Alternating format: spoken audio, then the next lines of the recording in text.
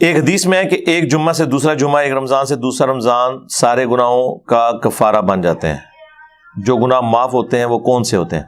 یہ حدیث جو آپ نے لکھی ہے یہ صحیح مسلم کے اندر ہے، اس میں الفاظ کچھ اور بھی ساتھ لکھے ہوئے ہیں، وہ اگر آپ غور سے پڑھیں گے نا تو آپ کو پتہ چل جائے گا کہ کون سے گناہ معاف ہوں گے۔ اس میں الفاظ ہیں اگر کبیرہ گناہوں سے بچا جائے، حدیث سٹارٹ اس سے لیتے، اگر کبیرہ گناہوں سے بچا جائے تو ایک نماز سے دوسری نماز، ایک جمعے سے دوسرا جمعہ اور ایک رمضان سے دوسرا رمضان درمیان کے گناہوں کا کفارہ بن جائیں گے۔ تو جب بول دیا کبیرہ گناہوں سے تو اس کا مطلب ہے کہ ایک نماز سے دوسری نماز، ایک جمعے سے دوسرا جمعہ، ایک رمضان سے دوسرا رمضان صرف چھوٹے گناہوں کا کفارہ بن سکتے ہیں، کبیرہ گناہوں کا نہیں۔ سب سے بڑا کبیرہ گناہ شرک کے بعد نماز کو چھوڑنا ہے۔ سورہ روم کی آیت نمبر 31 ہے،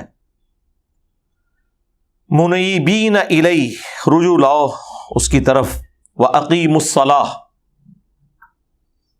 اور نماز کو قائم کرو، وَلَا تَكُونُوا مِنَ الْمُشْرِكِينَ، اور دیکھنا شرک کرنے والوں میں شامل نہ ہونا۔ گویا کہ نماز چھوڑنے والا شرک کرنے والی کیٹیگری میں فال کرتا ہے۔ یہ مشرکین کی عادت ہے کہ وہ نماز نہیں پڑھتے، بالکل واضح ہے۔ اور کیا ہے؟ پاکستان کے شناختی کارڈ میں نماز چھوڑنے والا مسلمان ہے نا، قرآن تو کہہ رہا ہے کہ مشرک نہ ہو جانا نماز کو چھوڑ کے، اور مسلم شریف کی حدیث تو اس کو بریف کرتی ہے۔ صحیح مسلم میں 246 نمبر حدیث ہے انٹرنیشنل نمبر کے مطابق کہ بندے کے کفر اور ایمان، شرک اور اسلام کے درمیان فرق نماز ہے۔ اب اس سے بڑھ کے کیسے سمجھایا جا سکتا ہے؟ مسلم شریف میں عبداللہ ابن مسعود رضی اللہ تعالیٰ عنہ کی ایک حدیث ہے بڑی رکت انگیز۔ وہ کہتے ہیں کہ یہ جماعت کے ساتھ نماز پڑھنا یہ تمہارے نبی کی سنت خدا ہے جو اللہ تعالیٰ نے تمہارے نبی کو گفٹ دی ہیں، اس پہ چلو گے تو تمہارے لیے اللہ کی رحمتوں کا نزول ہوگا۔ رسول اللہ کے زمانے میں صلی اللہ علیہ وآلہ وسلم اگر کوئی شخص بیمار بھی ہوتا اور وہ 2 بندوں کے سہارے مسجد میں آ سکتا تو وہ نماز مسجد میں ہی پڑھتا تھا، کہیں اسے منافق نہ شمار کر لیا جائے۔ یعنی اس زمانے میں اگر کوئی بیمار بندہ بھی نماز چھوڑتا تھا تو یہ ڈرتا تھا کہ اگر میں مسجد میں نہ گیا تو لوگ سمجھیں گے کہ اس نے کلمہ اوپر سے پڑھا ہوا ہے، کیونکہ اگر مسلمان ہوتا تو مسجد میں آ کے نماز پڑھتا۔ ان کو کیا پتا تھا کہ کروڑوں مسلمان ایسے بھی پاکستان میں آنے والے ہیں کہ جو اپنے آپ کو صحابہ اور اہل بیت سے بڑا عاشق رسول کہیں گے، جس کا سب سے بڑا ثبوت ہے کہ وہ میلاد کے جلسوں میں تو نکلیں گے، جلوسوں میں، نماز کے لیے نہیں نکلیں گے۔ 12 ربیع الاول کے جلوسوں میں آپ رش دیکھ لیں اور مسجد میں رش دیکھ لیں تو آپ کو پتہ چل جائے گا۔ وہ جلوس ایگزیکٹلی کئی جگہوں پر ظہر کے وقت ختم ہو رہے ہوتے ہیں۔ ہونا تو چاہیے کہ وہاں جہاں پہ وہ جلوس ختم ہوا ہے وہاں مسجد میں جوتیوں والی جگہ پہ بھی جگہ نہ ملے، لیکن نہیں، لوگ اپنے اپنے گھروں میں چلے جاتے ہیں۔ نماز تو قسمت والوں نے پڑھنی ہے۔ جامعہ ترمذی میں حدیث ہے، ہمارا اور منافقین کا عہد نماز کی بنیاد پہ قائم ہے، جس نے نماز جان بوجھ کے چھوڑ دی اس نے کفر کیا۔ اور جامعہ ترمذی میں حدیث ہے، عبداللہ بن شقیق تابعی کہتے ہیں کہ صحابہ کرام علیہم رضوان تارک الصلاۃ کے علاوہ کسی کی تکفیر نہیں کرتے تھے، یعنی نماز چھوڑنے والے کو وہ کافر سمجھتے تھے۔ اتنا سینسٹیو ایشو ہے نماز کا۔ تو لہٰذا اگر کسی کے دماغ میں ہے نا کہ میں ایک جمعہ پڑھوں اور آگے سے دوسرا جمعہ پڑھوں اور بیچ کے سارے میرے گناہ معاف ہو جائیں، اس حدیث کے تحت نہیں۔ نماز چھوڑنا خود کبیرہ گناہ ہے، اور مسلم کی حدیث سٹارٹ اس سے ہو رہی ہے کہ اگر کبیرہ گناہوں سے بچا جائے تو ایک نماز سے دوسری نماز اور ایک جمعے سے دوسرا جمعہ اور ایک رمضان سے دوسرا رمضان درمیان کے گناہوں کا کفارہ ہے، ادروائز کوئی نہیں۔ تو اب جس نے نماز چھوڑ دی اس نے کبیرہ گناہ کیا۔ اب یہ بھی ایک بڑی تلخ حقیقت ہے اور آپ سمجھ لیں ایک پریشان کن بات ہے ایک مسلمان کے لیے کہ ہمیں جتنے نون گناہ ہیں نا جو ہم جانتے ہیں ہمارے علم میں، وہ سارے ہی کبیرہ ہیں۔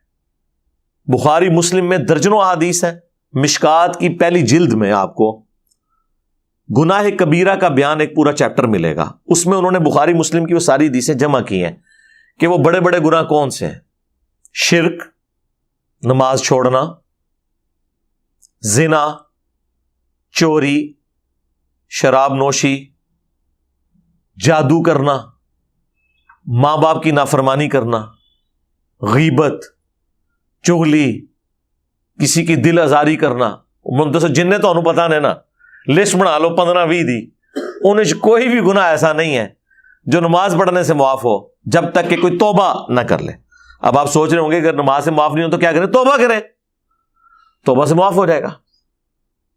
اور توبہ پاکستانی نہیں کہ توبہ کر کے پھر کام چک کے رکھیے، نہیں، توبۃ نصوحا، ایسی توبہ جو آگے کو نصیحت ہو جائے، ایسی توبہ ہو جائے. توبوا الی اللہ توبۃ نصوحا، اللہ کی طرف توبہ کرو جو آگے کو نصیحت ہو جائے.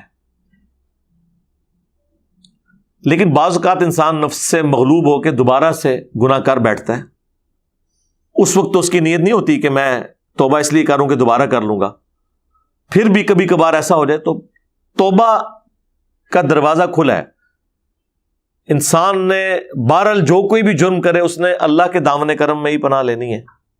اللہ سے تو ہم اپنے آپ کو بے نیاز نہیں کر سکتے، لہذا توبہ کا سلسلہ جاری رکھنا ہے. اور جامعہ ترمذی میں حدیث ہے کہ موت کے غرغرے سے پہلے پہلے توبہ قبول ہے. لیکن اب کسی کو پتا تو نہیں کہ وہ ایک دم موت کس وقت آ جائے.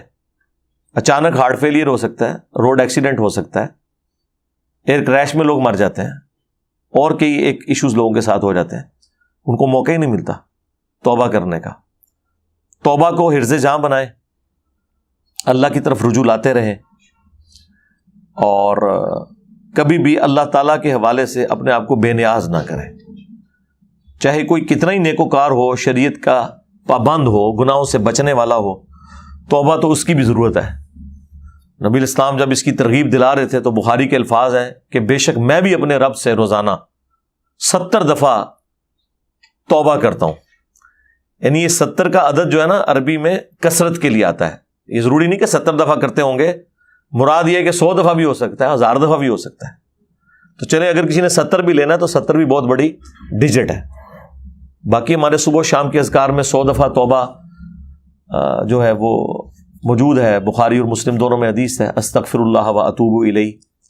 اس کے علاوہ صحیح بخاری میں جو سید الاستغفار ہے، جو صبح کے وقت پڑھ لیں تو شام تک اگر فوت ہو گیا تو جنت میں جائے گا، شام کو پڑھ لیا تو صبح تک فوت ہو گیا تو جنت میں جائے گا. وہ بھی اللہم انت ربی لا الہ الا انت خلقتنی، یہ والی جو دعا ہے ہمارے بلو کارڈ صبح و شام کے اذکار کے اوپر لکھی ہوئی ہے، اسے حرز جاں بنائیں. لہٰذا یہ جو جتنی بھی فضائل آتے ہیں نا، جیسے بخاری مسلم میں حدیث ہے کہ اگر کوئی شخص فرض نماز کے بعد پڑھے لا الہ الا اللہ وحدہ لا شریک لہ لہ الملک ولہ الحمد وہو علی کل شیء قدیر، ایک دفعہ، اور یہ اس نے پڑھنا ہے وہ 100 پورا کرنے کے لیے. اور اس کے ساتھ 33 دفعہ سبحان اللہ، 33 دفعہ الحمدللہ، اور 33 دفعہ اللہ اکبر پڑھے. یہ 99 ہو گیا، اور ایک دفعہ یہ پڑھ لے، یہ 100 پورا ہو گیا. اور ایک حدیث میں آیا ہے 33 دفعہ سبحان اللہ، 33 دفعہ الحمدللہ، اور 34 دفعہ اللہ اکبر، تو وہ بھی 100 پورا ہو جائے گا. ایک حدیث میں اللہ اکبر کے ذریعے 100 پورا کرنا ہے، باقی تینوں 33 دفعہ پڑھ کے، اور ایک میں لا الہ الا اللہ وحدہ لا شریک لہ پڑھ کے. تو اللہ تعالیٰ ایسے شخص کے سارے گناہوں کو معاف کر دے گا، اگرچہ سمندر کی جھاگ کے برابر ہی کیوں نہ ہو. لیکن یہاں بھی مراد صغیرہ گناہ ہے، جو کبیرہ گناہ ہے. مثلا صغیرہ گناہ آپ سوچ سکتے ہیں کہ مثلا بد نگاہی ہو گئی کسی سے، جان بوجھ کے نہیں کی، لیکن وہ اس سے ان انٹینشنلی کوئی معاملہ ہو گیا. جو صحیح مسلم میں حدیث ہے کہ میرے رب نے مجھے حکم دیا ہے کہ اگر میری نگاہ یوں پڑ جائے تو میں فوراً اسے ہٹا لوں. اس طرح کے معاملات بعض اوقات ہو جاتے ہیں انسان سے. انجانے میں کوئی ایک جملہ ایسا بول دیے جس کی وجہ سے کسی کی دل آزاری ہو گئی ہے، نیت نہیں تھی اور پتہ بھی نہیں چلا اسے. تو یہ اس طرح کے جو معاملات، ایک تو ہے جان بوجھ کے کرنا، وہ تو کبیرہ گناہ ہے. اس طرح کی جو چھوٹی موٹی چیزیں ہیں نا، وہ نیک اعمال سے آٹومیٹکلی گناہ معاف ہو جاتے ہیں. ٹھیک ہے، وہ تو قرآن میں واضح موجود ہے کہ دن کے دونوں کناروں کے اوپر نماز کو قائم رکھو، بے شک نیکیاں گناہوں کو مٹا دیتی ہیں. اور اس کانٹیکسٹ میں بخاری مسلم میں حدیث ہے، اس آیت کو حضور نے تلاوت کیا تھا اس موقع پر، اور مسلم میں ذرا تفصیل کے ساتھ ہے. جب ایک صحابی نے کہا کہ میں نے آج ایک غیر محرم عورت کو گلے لگا لیا راہ چلتے ہوئے کسی گاؤں ایریا میں دور دراز، لیکن میں نے اس کے ساتھ یعنی وہ انٹر کورس والا معاملہ نہیں کیا تو آپ مجھے پاک کر دیں. حضور علیہ السلام تھوڑی دیر خاموش رہے اور پھر یہ آیات نازل ہوئی اللہ کی طرف سے. پھر آپ نے وہ سوال کرنے والے کو بلایا اور آیات تلاوت کی کہ ٹھیک ہے نماز پڑھو اللہ تعالیٰ معاف کرے گا. اب اس کا مطلب یہ نہیں کہ کوئی شخص یونیورسٹیز میں کالجز میں ڈیٹے مارتا رہے اور اینڈ پہ نماز پڑھے اور کہ جی معاف ہو گیا. نہیں, ایک دفعہ ہی واقعہ ہوا ہے. اس پہ اجماع ہے کہ کسی چھوٹے گناہ کو بار بار کرنا یہ خود کبیرہ گناہ ہے. یہ ذہن میں رکھیے گا. ایک ان انٹینشنلی ایک چیز ہوگی وقتی طور پر, ایک پورے پلان کے ساتھ آپ بار بار کرتے ہیں کہ خیر ہے اس میں کیا حرج ہے. تو اس میں بھی اجماع ہے کہ جو چھوٹے گناہ لوگ تصور کیے ہوئے ہوتے ہیں ان کو پوری انٹینشن کے ساتھ بار بار کرنا یہ بھی کبیرہ گناہ ہے. اور یہ توبہ والا بھی جو کنسپٹ ہے نا پاکستان میں, یہ مجھے نہیں سمجھ آتی ہے کون سی توبہ انہوں نے بنائی ہوئی ہے. اللہ تعالیٰ تو جو توبہ کا کنسپٹ بیان کرتا ہے نا وہ تو یہ ہے کہ جو شخص اپنے گناہ کے اوپر شرمندہ ہو, اس کے بعد اللہ کی طرف رجوع لائے اور اپنی اصلاح کر لے تو تب اس کی توبہ قبول ہوگی. یہ سورۃ النساء میں بھی اللہ تعالیٰ نے فرمایا, سورۃ النحل کے اندر تو بڑی شان کے ساتھ بالکل اینڈ پہ جا کے یہ آتی ہیں پارہ نمبر 14 کے اینڈ کے اوپر, جہاں سورہ النحل جو ہے وہ کنکلوڈ ہو رہی ہے. تو آپ کو پتہ چل جائے گا قرآنی توبہ میں اور پاکستانی توبہ میں کیا فرق ہے. زمین آسمان کا فرق ہے سرکار, پتہ نہیں ہمیں کون سا. یہ آیت نمبر ہے 119. ثم ان ربک للذین عملوا السوء بجہالہ, پھر اس کے بعد بے شک تمہارا رب ان لوگوں کے حق میں جو کہ جہالت کی وجہ سے, کمزوری کی وجہ سے گناہ کر بیٹھے, ثم تابوا, پھر اس کے بعد توبہ کر لیں, من بعد ذلک, اس گناہ کے فوراً بعد, واصلحوا, اور اپنی اصلاح کر لیں. یہ اصل چیز ہے. توبہ یہ نہیں ہے کہ ایک کام ہوا تو 100 تسبیح پھیر دی توبہ کی, نہ, اصلاح کریں کہ واقعی نماز چھوڑی تھی اب نہیں چھوڑوں گا, روزے چھوڑے تھے اب نہیں چھوڑوں گا, زکوٰۃ میں میں نے ڈنڈی ماری تھی اب نہیں ماروں گا, کم تولتا تھا اب یہ حرکت نہیں کروں گا. ان ربک من بعدھا لغفور رحیم. دیکھ لیں, شکر ہے عربی اور اردو میں کوئی فرق نہیں, کیونکہ اردو کی ماں عربی ہے. یہ وہ سارے الفاظ ہیں, ان ربک, بے شک تیرا رب, من بعدھا, اس کے بعد, لغفور رحیم, ضرور بخشنے والا مہربان ہے. کس کے بعد؟ توبہ کرے, جہالت میں گناہ کر بیٹھے, توبہ کر لے, اپنی اصلاح کر لے, پھر بعد میں اگر توبہ کرتا ہے نا, یعنی اس کے بعد اللہ کی طرف رجوع لاتا ہے, پھر اللہ تعالیٰ اسے معاف فرمانے والا ہے. لیکن جو شخص پوری انٹینشن کے ساتھ کام چک کے رکھا ہوا ہے جس نے, وہ نہیں سرکار. یہ کتابوں کا خدا ہے میرے بھائی. اللہ تعالیٰ اپنے معاملات میں بہت سینسٹیو ہے اس حوالے سے. اس کا یہ مطلب نہیں کہ کوئی نعوذ باللہ ہمارے گناہ کرنے سے کوئی اللہ کی شان کام ہو جاتی ہے. نہیں, اللہ کو کیا فرق پڑتا ہے, اللہ تو بے پرواہ ہے, اللہ کو تو کوئی فرق نہیں پڑتا. جو کام ڈال رہا ہوتا ہے نا اس کو فرق پڑتا ہے. لیکن چونکہ اللہ کی یہ خواہش ہے اپنے بندوں سے کہ سب کے سب لوگ وقت کے پیغمبر کی پیروی کریں صلی اللہ علیہ وآلہ وسلم, پھر رسول اللہ کی شفاعت کے ساتھ, میری رحمت کے ساتھ جنت میں داخل ہوں. یہ تو اللہ کی اپنے بندے سے ایک ریکوائرمنٹ ہے. اس لیے اللہ تعالیٰ ہمارے ساتھ ہمدردی کر رہا ہوتا ہے کہ بھئی میں تو اپنے روز میں بڑا سخت ہوں, میں نے تو کوئی لحاظ نہیں کرنا, میری تو نہ کسی پیغمبر کے ساتھ کوئی رشتہ داری ہے, نہ کسی فرشتے کے ساتھ, نہ کسی بڑے سے بڑے انسان یا جن کے ساتھ. میں اپنے روز کے اندر بہت اسٹرکٹ ہوں, لہٰذا تم نے اپنے آپ کو سدھار لینا ہے. اس لیے توبہ کے حوالے سے کانشیس رہا کرے, اللہ کی طرف رجوع لاتے رہے, خصوصاً جب کبھی کوئی مس ہینڈلنگ ہو ایٹ دا اسپاٹ, اس وقت تو آپ نے توبہ کرنی ہے. ایک اور آیت ہے سورہ النساء کی, میں وہ بھی یہاں پہ کور کر دیتا ہوں, وہ بھی بڑی رکت انگیز ہے. لیکن سرکار یہ تو ان لوگوں کے لیے نا جو قرآن پڑھتے ہیں, جنہوں نے قرآن کبھی کھولا ہی نہیں ہے, جن کو یہ پتہ ہی نہیں ہے کہ اللہ تعالیٰ کی اپنے بندوں سے کیا ڈیمانڈ ہے. آیت نمبر ہے 17. انما التوبۃ علی اللہ, اللہ تعالیٰ کے ذمہ کرم پہ ہے ایسے لوگوں کی توبہ قبول کرنا. اللہ دیکھیں اپنے اوپر خود واجب کر رہا ہے. اللہ بھی کوئی چیز واجب کر سکتا ہے؟ اللہ کہتا ہے یہ میرے اوپر ذمہ داری ہے کہ میں ایسے لوگوں کی توبہ ضرور قبول کروں گا. یعملون السوء بجہالہ، جو جہالت کی وجہ سے، اگنورنس میں گناہ کر بیٹھے. اچھا، قرآن تو جان بوجھ کے گناہ والے معاملے کی طرف جاتا ہی نہیں. قرآن تو کہتا ہے بھول کے کر لیا. ہو اللہ کا بندہ، پیغمبر کا ماننے والا صلی اللہ علیہ وآلہ وسلم، اور اتنی دلیری دکھائے کہ گناہ کر بیٹھے. ثم یتوبون من قریب، پھر فوراً ہی توبہ کر لے. من قریب، ایک قریب اردو میں بھی استعمال ہوتا ہے. فَأُولَٰئِكَ يَتُوبُ اللَّهُ عَلَيْهِمْ، تو ایسے لوگ ہیں جن کی طرف اللہ تعالی رجوع فرمائے گا، ان کی توبہ قبول کرے گا. اچھا، اللہ کا بھی نام ہے التواب. بندہ بھی توبہ کرتا ہے اور اللہ بھی توبہ کرتا ہے. بندے کی توبہ یہ ہے اللہ کی طرف رجوع لانا گناہ کر کے، اور اللہ کی توبہ یہ ہے کہ اللہ تعالی بندے کی طرف رجوع لاتا ہے کہ اچھا اب آ گیا تو چل تجھے معاف کیا. ہاں، توبہ کا معنی جو ہے وہ ہے رجوع لانا. بندہ اللہ کی طرف لاتا ہے، اللہ بندے کی طرف. وَكَانَ اللَّهُ عَلِيمًا حَكِيمًا، اور اللہ تعالیٰ علم والا، حکمت والا، یعنی اسے پتہ سب کچھ ہے. حکمت ہے کہ ڈھیل دیتا ہے. بخاری مسلم میں حدیث ہے، مسلم میں تو بڑے شان کے ساتھ آئی ہے کہ جو شخص گناہ کرنے کے بعد توبہ کرتا ہے تو اللہ تعالیٰ کو اس بندے سے ایسی خوشی ہوتی ہے جیسا کہ ایسا شخص جو کہ کسی ریگستان میں ہو اور اس کا سارا ساز و سامان ایک اونٹ کے اوپر لدا ہوا ہو. تھوڑی دیر کے لیے آرام کے لیے بیٹھے، آنکھ لگ گئی اور اونٹ غائب. جب اٹھا تو پریشان کہ اب تو موت سامنے ہے، کیونکہ ریگستان میں تو نہ پانی نہ کھانا. کئی ہفتے تک اونٹ تو سفر کر لیتا ہے کیونکہ اس نے پانی سٹور کیا ہوتا ہے اندر، اللہ نے اس کو بنایا ایسا ہے. انسان تو مر جائے گا بغیر پانی کے. اب وہ بیٹھ کے موت کا انتظار کرنا شروع کر دے اور اچانک اس کے سامنے اس کی سواری آ جائے، یعنی اسے نئی زندگی مل جائے، اور وہ اتنا خوش ہو کہ اس کی زبان لڑکھڑا جائے خوشی کی وجہ سے. کہنا تو اس نے یہ ہو کہ اے اللہ میں تیرا بندہ، تو میرا رب، لیکن زبان لڑکھڑا جائے، تیزی میں وہ کہے کہ اے اللہ تو میرا بندہ، میں تیرا رب. من شدت الفرح.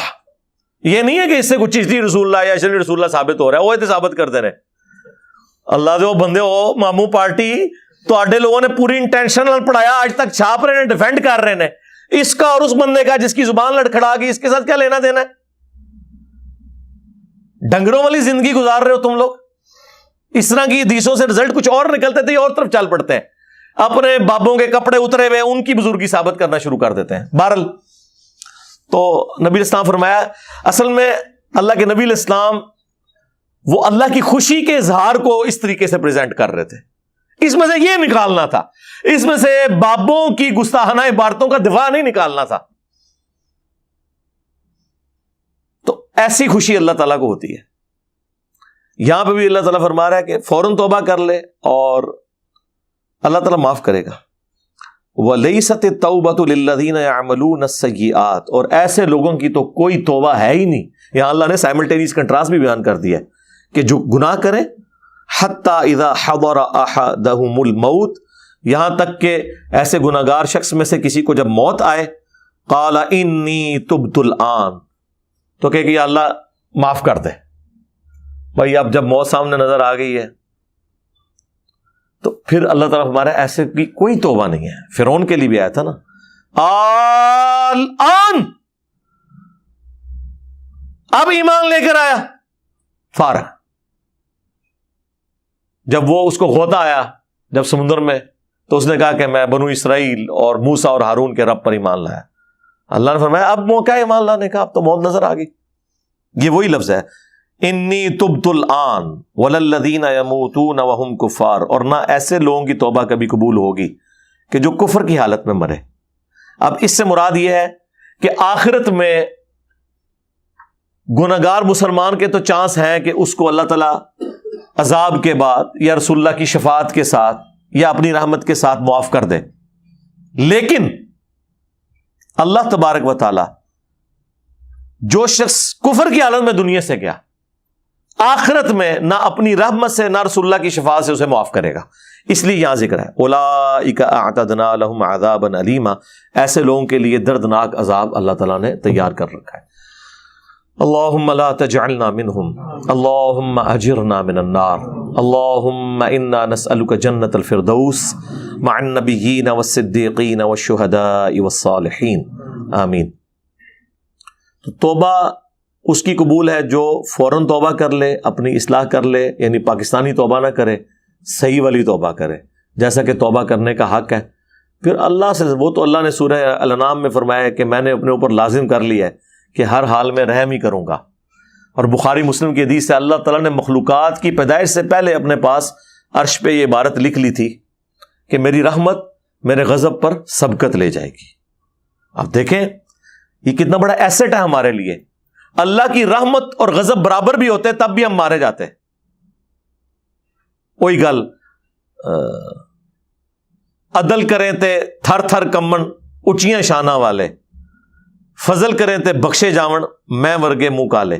یعنی اگر تو عدل کرنے پہ آئے تو بڑی بڑی شانوں والے بھی نفسی نفسی کر رہے ہوں گے قیامت کے دن، اور اگر تو فضل کرنے پہ آئے تو ہمارے جیسے گناہگار بھی، ان کے لیے بھی معافی کی کوئی صورتحال بن جائے گی۔ صرف اعمال نہیں رحمت بھی، صرف رحمت نہیں اعمال بھی۔ یہ ہو نہیں سکتا کوئی کسان جو ہے وہ اپنی زمین میں ہل نہ چلائے اور بیج نہ بوئے اور کہے کہ رحمت کی وجہ سے خود بخود گندم نکل آئے گی، یعنی بارش کی وجہ سے۔ بارش کی وجہ سے گندم کی فصل اسی کی نکلے گی جس نے ہل چلا کر بیج بویا ہوگا، اور صرف بیج بونے سے بھی کچھ نہیں ہونا جب تک کہ رحمت نہ ہو۔